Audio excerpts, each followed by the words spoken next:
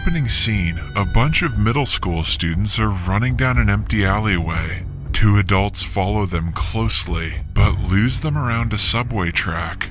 The children hide behind a wall, alone and scared.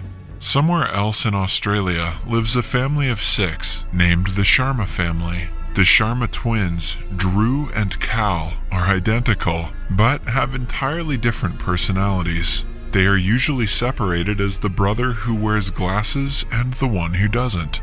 One morning, the elder brother Drew dreams of someone drilling his teeth and wakes up scared. His twin laughs, making fun of Drew's unreasonable fear of dentists. The family is busy preparing for the Diwali celebration. Their grandmother prepares them breakfast before assigning them individual tasks to be done by the end of the day.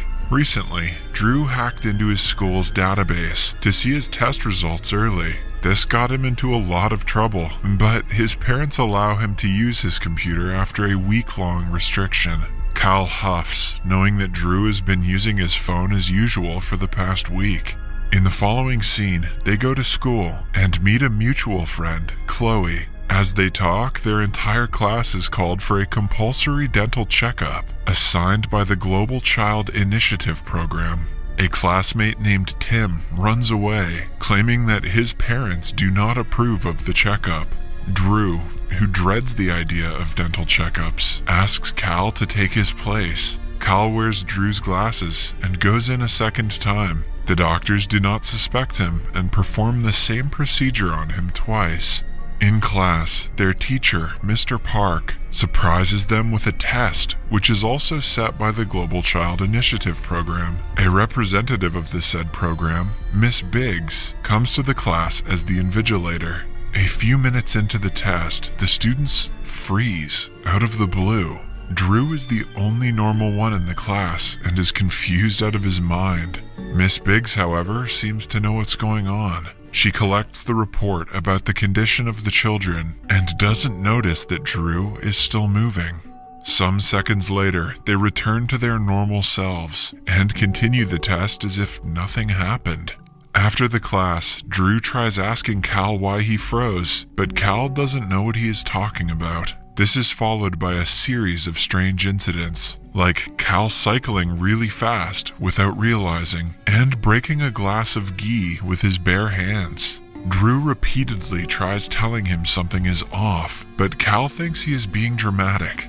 Later, the brothers are outside a store when Tim comes running to them. He is the same guy who refused the dental checkup that day. He tells them to not trust anyone and be careful before running away. The twins notice a black van following Tim and decide to pursue them both, but they cannot keep up with the car and eventually lose them.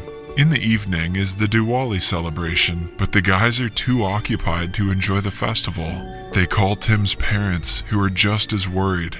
Suddenly, a group of men kidnaps the couple before ending the call. The brothers think of calling the police, but remember that Tim asked them to not trust anyone. They also do not want to tell their parents, because that would put them at risk of being kidnapped. Then, we see the students who we saw in the opening scene. They are also running away from the agents of the program. The agents monitor the entire city's CCTV footage to look for the kids. The next day at school, the twins' class is made to take a physical test. In it, the students show exceptional athletic abilities that are too advanced for their age, except for Drew, who struggles to keep up with his classmates. Miss Biggs notices this and calls him to the sick bay for a test. Drew immediately changes places with Cal and makes him go with the teacher. Miss Biggs takes a look at his gums with the excuse of checking his throat. Cal realizes that during the dental checkup, they must have been planted with some kind of bug that is causing him and the others to act weird. But since Drew skipped the test, he remained normal. These brothers are slow on the uptake. I figured that out like 3 paragraphs ago. The brothers secretly use their teacher's computer and find a database full of the students' records. It contains everything about the kids, including their live location. Since Cal has 2 implants on either side of his jaw, the information about him gathered by the implant is also used as Drew's. Meanwhile, Tim is labeled as the unlisted one because he never went through the process. Somewhere else, the other group running from the organization finds a working walkie-talkie in the trash bin. Since they cannot communicate through their phones, they decide to use the device. At home, the brothers also get themselves radio phones to communicate. They research the Global Child Initiative program and find out an organization named the Infinity Group is behind the idea. To check the phone's range, Cal goes outside and sees a vehicle in front of Tim's house. The agents see him and chase him down the road, but Cal manages to escape. As he and Drew talk on the phone, they pick up the other group's frequency and hear their voice. They try to communicate with the group and gain their trust by telling them how they knew about the program. The leader of the other group, Rose, calls them to meet the next day at a hill. Rose and her group steal lunchboxes from people at the park. They know they cannot go on for long in such conditions and are desperate for outside help. In contrast, the Sharma boys are being fed in abundance by their grandmother. At school, they play kabaddi, but are placed on two different teams. Because of Cal's newfound strength, he easily wrestles the other team, but this also makes the agents suspicious of him. Drew asks him to lose the next round so they won't be caught. Cal reluctantly does as told, but is enraged because of the loss. A teacher's pet named Regan records him kicking a bin and making it fly a few yards away. She decides to show it to Miss Biggs later.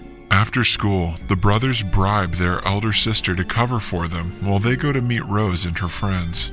When they finally reach the location, they find no one around. All of a sudden, someone puts bags over their heads in an attempt to kidnap them, but against Cal's strength, they are proven weak. It turns out they are not the agents, but Rose and her friends. They wanted to abduct the guys to make sure they are not with the rival group. During the struggle, Rose's friend Jacob gets hurt. He and Cal stay at the park to make sure the other group isn't bluffing, while the others go to the hideout, where Drew tells them everything. The group reveals that they also didn't get the dental implants because of some disturbance, which is why they are unlisted and are on the agent's hit list. They do not know what exactly the motive of the program is, but they are sure some powerful people are trying to control the youngsters. Drew tells them about Tim and his parents, who were abducted, which only makes the group feel worse. Drew senses their worry and assures them that their parents are all right, even though he is unsure himself. Back in the park, Jacob and Cal share samosas and bond over their favorite sports team. Jacob is still in a lot of pain because of his leg injury, but feels at peace for the first time since all of this started. Drew and Rose arrive an hour later, and the group goes their separate ways. The next day in class, the teacher's pet, Regan, is made the monitor and is tasked to tell the agents about any suspicious activity happening at school. She shows Miss Biggs the video of Cal kicking the bin, but instead of being mad, Miss Biggs is happy about the strength that he has gained. The students are made to take yet another physical test, but this time they are controlled using the dental implants. Miss Biggs makes them walk and turn in a certain way to check their coordination. Drew follows the others and manages to hide the fact that he is not being controlled. Suddenly, everything goes back to normal, and the ones who were controlled do not remember anything. On their way back home, the twins are approached by Rose. They quickly rush to the hideout to see that Jacob's injury has gotten worse. He has a fever because of the infection that will surely get worse if not treated immediately. To help him, Drew and Cal go to their Aunt Maya's clinic. They plan to stall her and steal some antibiotics, but she catches on to their strange behavior. When she calls them out for it, they have no choice but to ask her for help. Still, they only tell her about the injured kid, not about the Infinity Group. The three of them come to the hideout to be attacked by Rose and the others. They think the twins betrayed them, but the boys quickly explain the situation. Maya is shocked to see the condition the kids are living in. She takes care of Jacob's injury first, before asking the kids what is going on. They assure her they are doing the right thing, but refuse to tell her what it is about. When the guys return home, they are worried about their aunt. They think her life is at risk because she helped them. But then they notice her talking to the Infinity Group's agents and getting into their car. The guys suspect she is one of them, but are sure she wouldn't put her nephew's lives in danger. In the following scene, we see some men entering the hideout that Rose and the group are in. They quickly pack their things and rush outside before being caught. Drew doesn't get a hold of them through the walkie-talkie and goes to see if they are all right. Meanwhile, Cal goes to school as usual. Drew secretly enters the hideout and sees killed insects on the floor. However, the group is nowhere to be seen. The construction workers spot him and chase him away. He figures that the group is probably safe and had to hide because of the workers. At school, 3 agents from the Infinity Group stay in the classroom throughout the lecture. But something more strange happens. When Tim returns to school as if nothing ever happened, the guys try talking to him during recess, but he dismisses the conversation. After school, Drew returns home and wants Cal to join because the agents might notice the implant's location and Drew's location are different.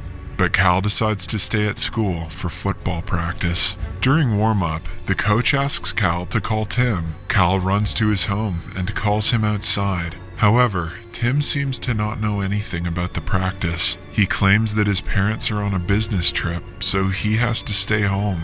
Before Cal can ask him what is wrong, an agent calls him from inside the house. She comes to the window and scans Cal, asking where his brother is. Cal panics and pretends to call Drew before running away, but the interaction makes an impression on the agent. Cal goes home and tells Drew everything that happened. They go to the hideout again to check if Rose and the group have returned. Thankfully, they find the group outside. It turns out they were in a hidden room that they found inside the sewage system.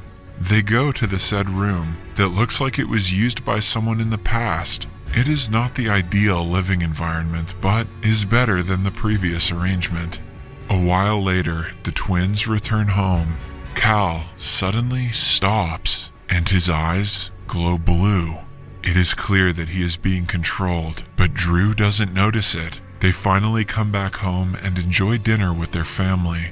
Maya is also there and is worried about the kids. In the last scene, she reveals that she has been hired by the Infinity Group as a medical officer. The twins look at each other in confusion, unsure if they can trust her anymore. Subscribe for more videos like this, turn on notifications, and leave a like to help the channel out. Thank you for watching.